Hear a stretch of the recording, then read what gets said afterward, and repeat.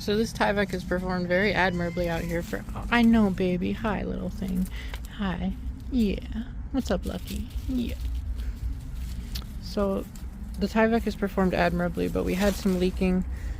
So I cut it back to see what's up because we're going to rewrap the whole thing before we stucco it. And I found a little bit of water damage. We were advised to wrap the bottom of the plywood, which we have since learned is an absolute terrible move because any water that gets in there will just be collected if you wrap the bottom of the plywood with the house wrap.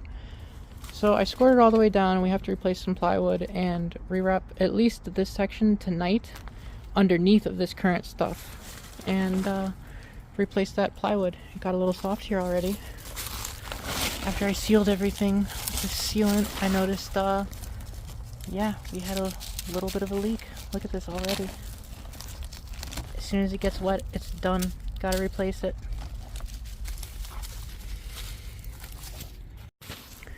Okay, the plywood is off. Luckily there's no mold growing on any of the insulation. Fantastic.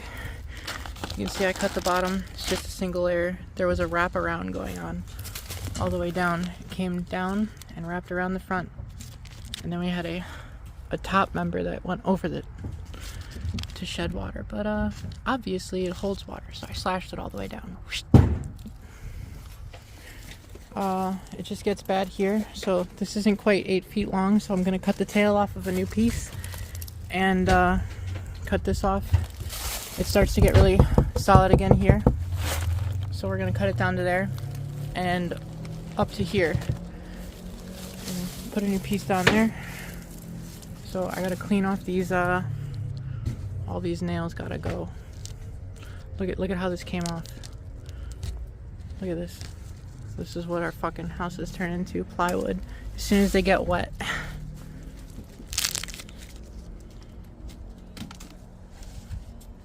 Okay, I got back all the nails that weren't taken out with the plywood.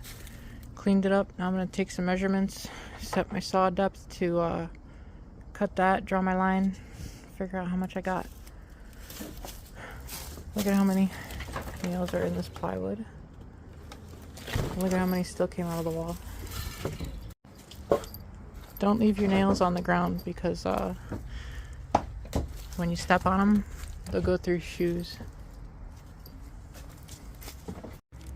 Okay, I have the part that I'm going to cut off marked to the next stud bay. You can tell because of the nail holes where they went into the stud. I've got my piece marked here for cut off. You hold it into place and draw your line from here over. It's very solid. It's very solid still.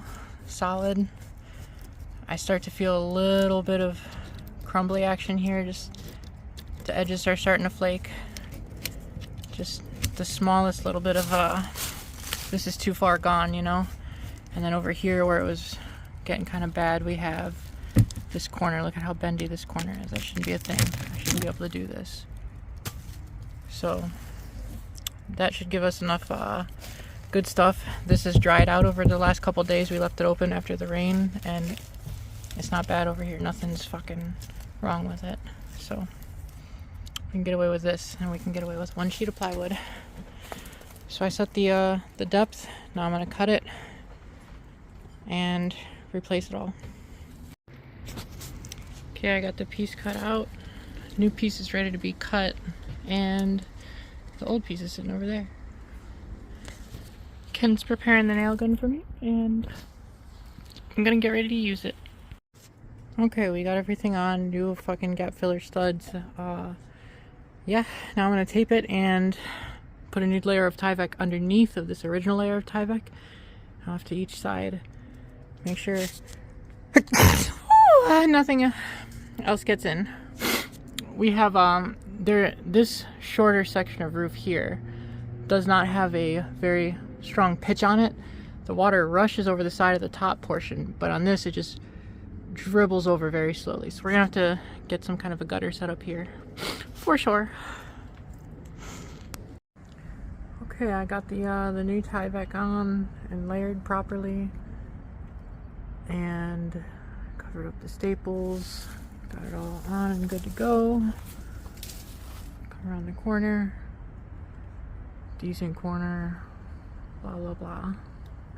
Unfortunately, we have lost light.